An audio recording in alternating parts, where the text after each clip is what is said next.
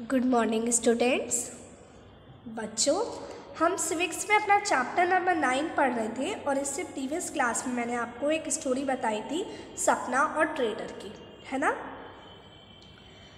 हमने previous class में देखा था कि सपना किस तरीके से कॉटन की खेती करती थी और फिर जिस ट्रेडर से वो कॉटन की खेती करने के लिए उधार लेती थी उसी ट्रेडर को वो कॉटन बेचती थी और उसे वो बहुत कम पैसों में वो बेचनी पड़ती थी अपनी cotton.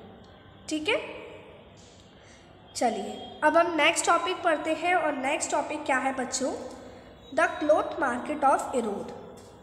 Erodes bi-weekly cloth market in Tamil Nadu is one of the largest cloth markets in the world। देखिए, इरोड एक मार्केट का नेम है जो कहाँ पर है? तमिलनाडु में है। कहाँ पर है बच्चों? तमिलनाडु में है। और जो कैसी मार्केट है? वाई वीकली मार्केट है, मतलब हफ्ते में 2 बार वो मार्केट लगती है एंड वो वर्ल्ड की लार्जेस्ट क्लोथ मार्केट है। लार्जेस्ट क्लोथ मार्केट में से, मतलब जो लार्जेस्ट क्लोथ मार्केट्स है उनमें से वो एक मार्केट है। ठीक है, इरोड भी है। A large variety of cloth is sold in this market. और इस मार्केट में बहुत सारी क्लोथ की डिफरेंट वेराइटीज़, बहुत लार्ज वेराइटीज़ बेची जाती हैं।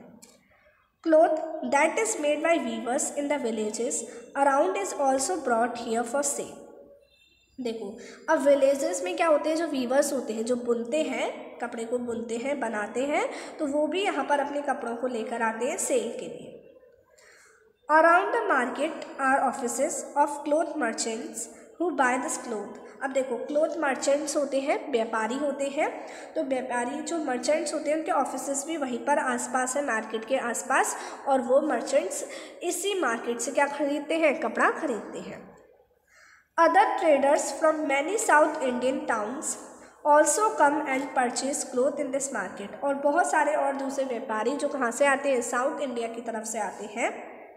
साउथ इंडिया में जो टाउन्स वगैरह हैं वहाँ से आते हैं और ये इस मार्केट में क्या खरीदते हैं? कपड़ा खरीदते हैं।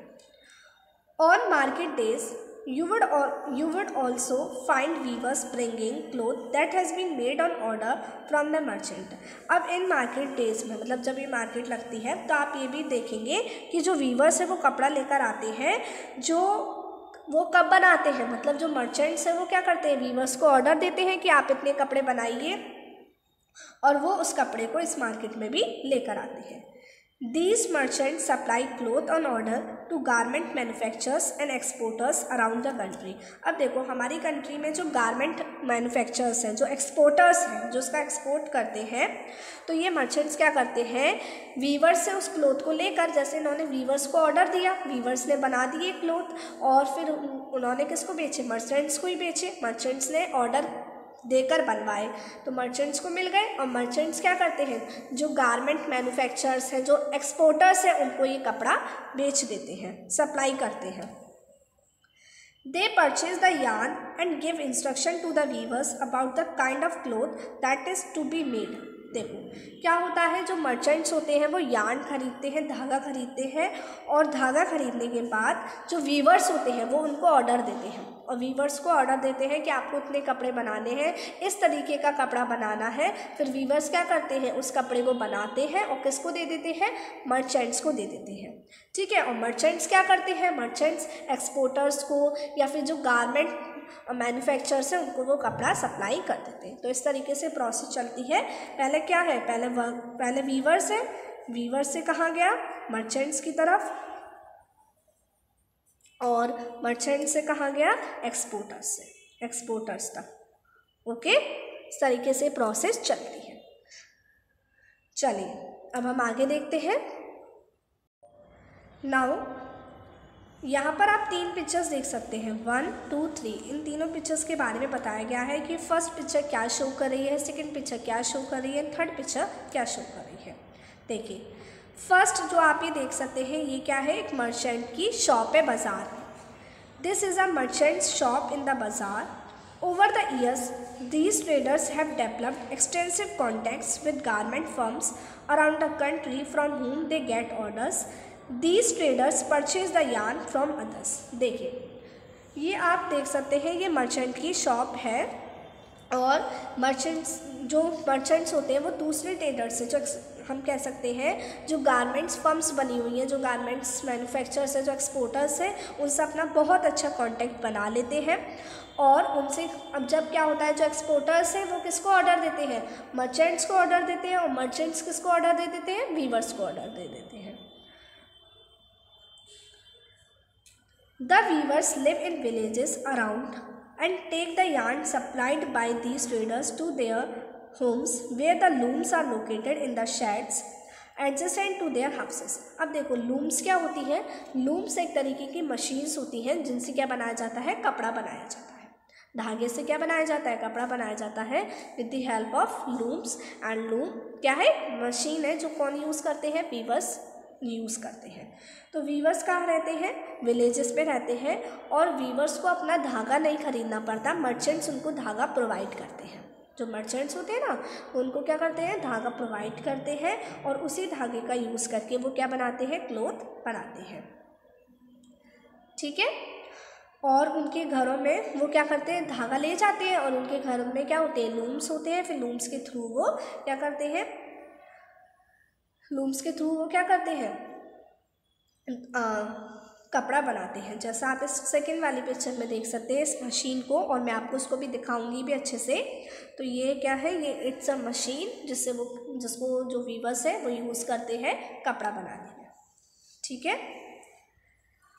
The weavers and their family spend long hours working on these looms. अब क्या होता है, जो वीवर्स और उनकी पूरी फैमिली है, तो इन लूम्स पे वो काम करते हुए बहुत सारे घंटे वो काम करते हैं, बहुत घंटों तक काम करते हैं।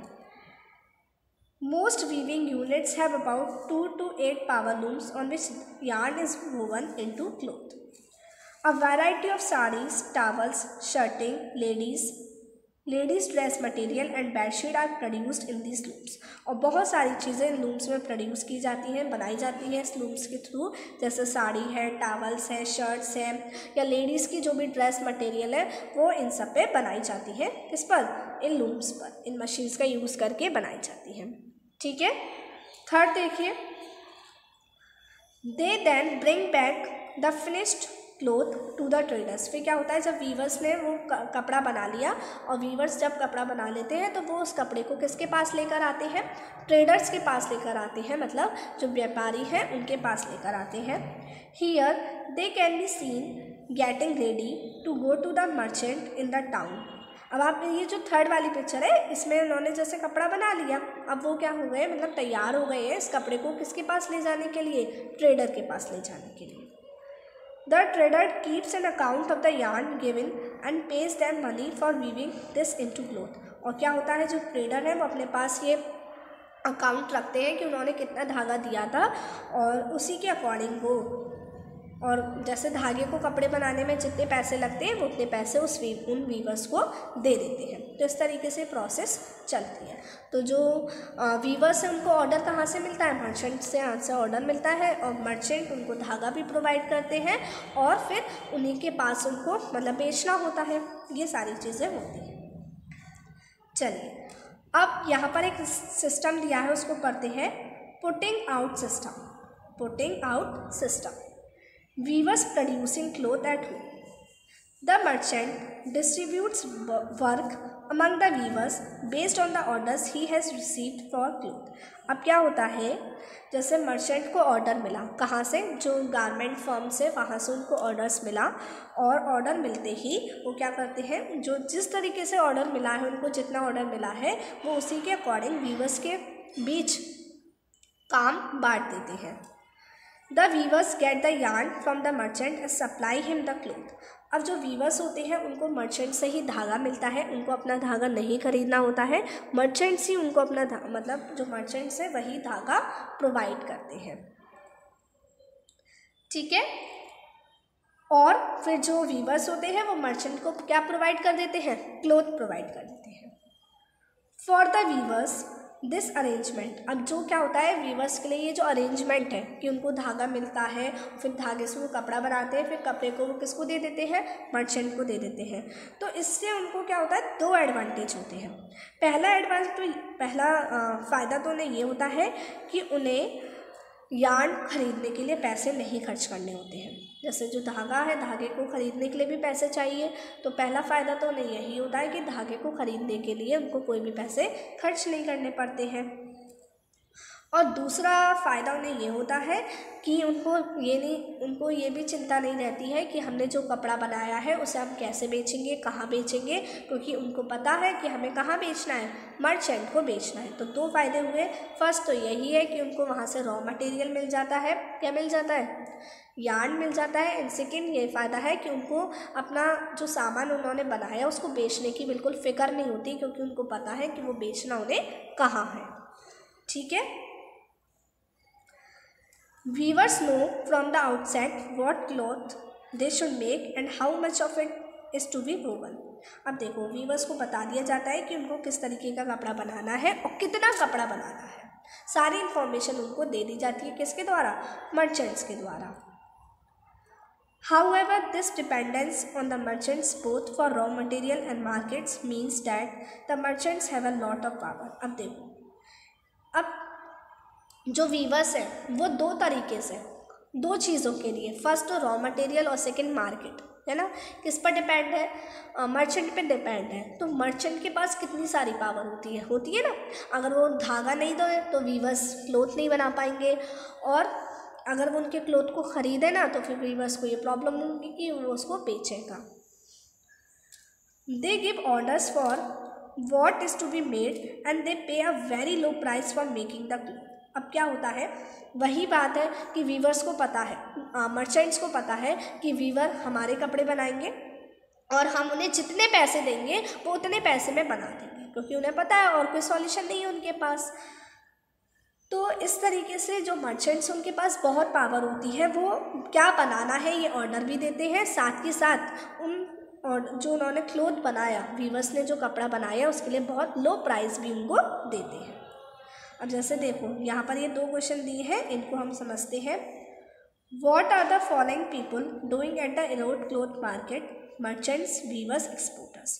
तो अभी हमने तीनों पैराग्राफ पढ़े थे ना, फर्स्ट, सेकंड, थर्ड, तो उसमें वही पूछा है इस क्वेश्चन में कि इरोड मार्केट में मर्चेंट्स क्या करते हैं, वीवर्स क्या करते हैं, एक्सपोर्टर्स। तो मर्चेंट्स क्या करते हैं? मर्चेंट्स वहाँ पे उनके यहाँ पर हमने भी इससे पहली वाली में भी पढ़ा था, पहले वाले टॉपिक में, the cloth market and Erode. तो इसमें तीनों के बारे में बताना है कि मर्चेंट्स इरोड मार्केट में क्या करते हैं, वीवर्स क्या करते हैं और एक्सपोर्टर्स क्या करते हैं। तो फर्स्ट ये है कि मर्चेंट्स क्या करते हैं, मर्चेंट्स वीवर्स से क्लोथ खरीदते हैं और उनको क्या देते हैं, यार्न देते हैं। वीवर्स क्या करते हैं, वीवर्स उस यार्न से कपड़े बनाते हैं और उस इरोड मार्केट में सेल करने के लिए भी आते हैं कुछ वीवर्स, है ना।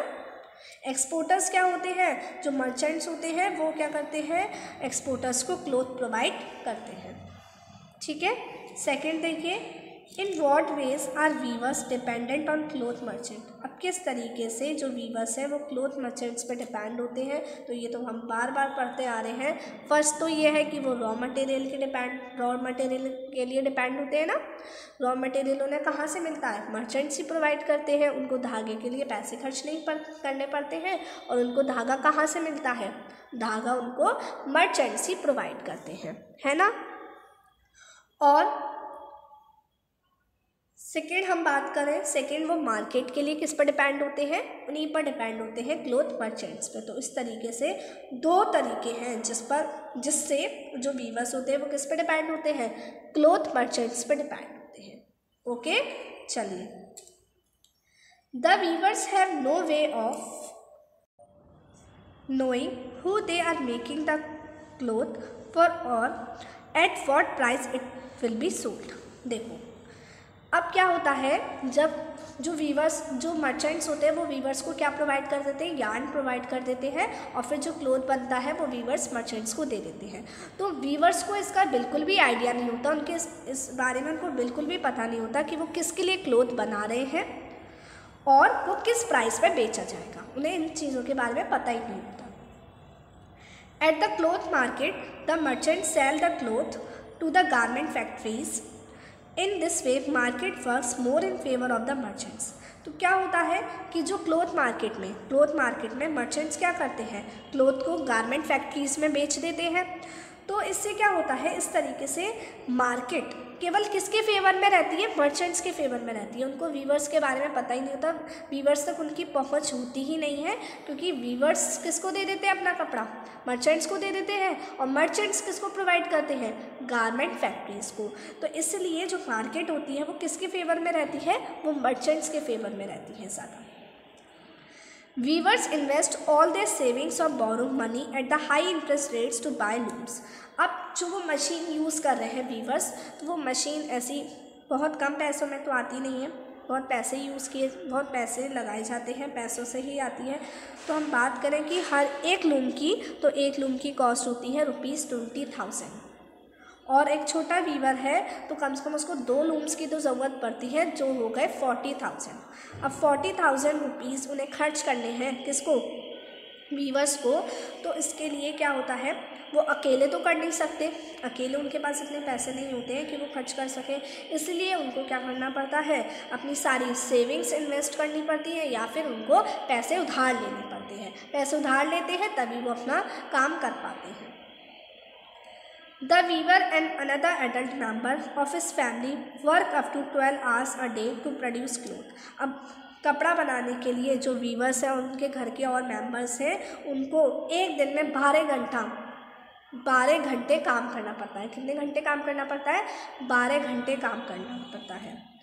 For all this work they earn about ₹3,500 per month. और इसके लिए केवल उनको कितने पैसे मिलते हैं पर महीने, केवल 3,500 रुपीज़ मिलते हैं। मतलब लूम्स पर भी उनको इतना पैसा खर्च करना पड़ता है, फिर उसके बाद उनको पूरी मेहनत करनी होती है, 12 घंटे उनको लगातार काम करना होता है, फिर भी जाकर उनको केवल मर्चेंट्स कितने पैसे देते हैं, मतलब उनकी ओनली मंथली इनकम कितनी हो पाती है, 3,500। The arrangement between the merchant and the weavers is an example of putting out system. देखो, पुटिंग आउट सिस्टम का मतलब क्या हुआ, पुटिंग आउट सिस्टम का मतलब है कि जो मर्चेंट है और वीवर्स है उनके बीच में, अब जो मर्चेंट्स है वो वीवर्स को क्या प्रोवाइड करते हैं, धागा प्रोवाइड करते हैं, ठीक है। अब वीवर्स क्या करते हैं, उस धागे से लूम्स के थ्रू, लूम्स मशीन का यूज़ करके क्लोथ बनाते हैं, और फिर उस क्लोथ को किसको दे देते हैं, मर्चेंट को दे देते हैं, ठीक है। तो इसी सिस्टम को हम पुटिंग आउट सिस्टम कहते हैं। whereby the merchant supplies the raw material and receives the finished product। तो यही है पुटिंग आउट सिस्टम का मतलब, यही है कि जो मर्चेंट है वो रॉ मटेरियल प्रोवाइड करते हैं और उनसे फिनिश्ड प्रोडक्ट ले लेते हैं। It is prevalent in the weaving industry in most regions of the India. मतलब इस तरीके का काम हमारी इंडिया के मोस्ट रीजन्स में ऐसा काम होता है, ठीक है। बच्चों, तो आप इस पिक्चर को देख सकते हैं, ये क्या है, लूम है।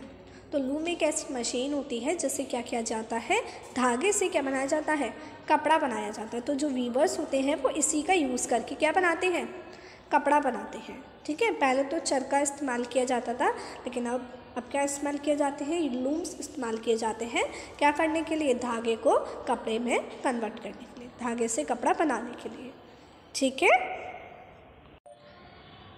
नेक्स्ट है वीवर्स कॉपरेटिव। वीवर्स कॉपरेटिव मतलब क्या है, देखो कॉपरेट मतलब क्या होता है, सहयोग करना, मतलब एक पूरा कॉपरेशन होता है ना, संगठन बना लेते हैं लोग। तो देखिए, हमने देखा कि जो वीवर्स हैं उनको मर्चेंट्स के द्वारा कौन सा सिस्टम में, पुटिंग आउट सिस्टम में बहुत कम पैसे मिलते हैं ना, बहुत कम पैसे। मर्चेंट का जितना मन होता है वो उतने ही पैसे उनको पे करते हैं, है ना। Weavers cooperatives are one way to reduce the dependence on the merchant and to earn a higher income for the weavers। देखो, वीवर्स कोऑपरेटिव एक ऐसा तरीका है जिससे क्या हो सकते हैं, ये हो सकता है कि जो वीवर्स है वो मर्चेंट पे कम डिपेंडेंट हो और वीवर्स अपना एक मतलब अपने वो हायर इनकम कमा सकें, ज़्यादा पैसे वो अर्न कर सकें। In a cooperative, people with common interests come together and work for their mutual benefit। अब क्या होता है, कोऑपरेटिव में लोग जो है वो एक साथ आते हैं और अपने फ़ायदे के लिए काम करते हैं। In a weavers cooperative, the weavers from a group and take up certain activities collectively। तो वीवर्स कोऑपरेटिव्स में क्या होता है, जो वीवर्स होते हैं वो अपना एक ग्रुप बनाते हैं और कुछ एक्टिविटीज़ को एक साथ करते हैं। They produce yarn from the yarn dealer and distribute it among the weavers. तो ये क्या होता है, जो वीवर्स कोऑपरेटिव होते हैं वो क्या करते हैं बच्चों, वो यार्न डीलर से, जो यार्न डीलर्स होते हैं जहाँ से धागा आता है वहाँ से वो धागा ले लेते हैं और सारे वीवर्स के बीच में बांट देते हैं। इससे क्या होता है, जो वीवर्स धागे के लिए मर्चेंट्स पर डिपेंड नहीं होते हैं।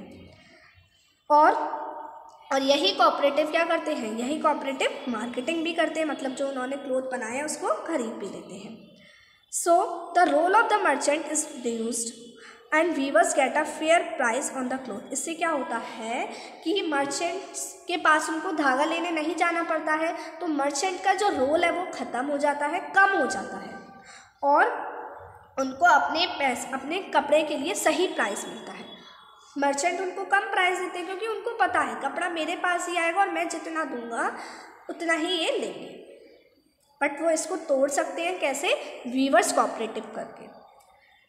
Eight times the government helps the cooperatives by buying clothes from them at a reasonable price. और ऐसे वक्त में क्या करते हैं, जैसे उनका क्लोथ बन गया तो गवर्नमेंट भी हेल्प करती है। गवर्नमेंट क्या करती है, उस क्लोथ को सही प्राइस पर ले लेती है, खरीद लेती है। ठीक है, अब जैसे अगर हम एग्जाम्पल की बात करें एक, तो तमिलनाडु में एक गवर्नमेंट क्या चलाते हैं, तमिलनाडु में एक प्रोग्राम चलता है फ्री स्कूल यूनिफॉर्म प्रोग्राम। इसमें क्या होता है, इस प्रोग्राम के लिए जो गवर्नमेंट है वो वीवर से कपड़ा खरीद लेती है, क्योंकि फ्री स्कूल यूनिफॉर्म प्रोग्राम चलता है, इसमें वो गवर्नमेंट वीवर से क्या करती है, कपड़ा खरीद लेती है। ठीक है, और similarly the government buys cloth from the handloom weavers cooperatives and sells it through the stores. और फिर क्या होता है, वो स्टोर्स में बेच देती हैं, जिसे हम कहते हैं कोऑपटेक्स।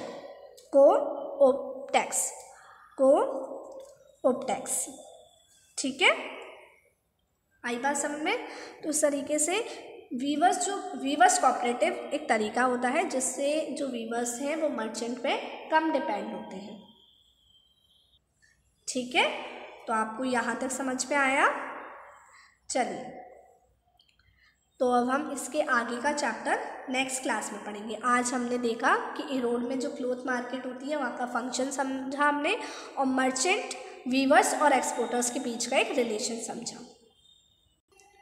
ओके, चलिए, तो अब हम इसके आगे का चैप्टर नेक्स्ट क्लास में पढ़ेंगे। टिल देन आपको यहाँ तक चैप्टर अच्छे से समझना है, और कोई भी आपको कन्फ्यूज़न होता है तो आप मुझसे पूछ सकते हैं।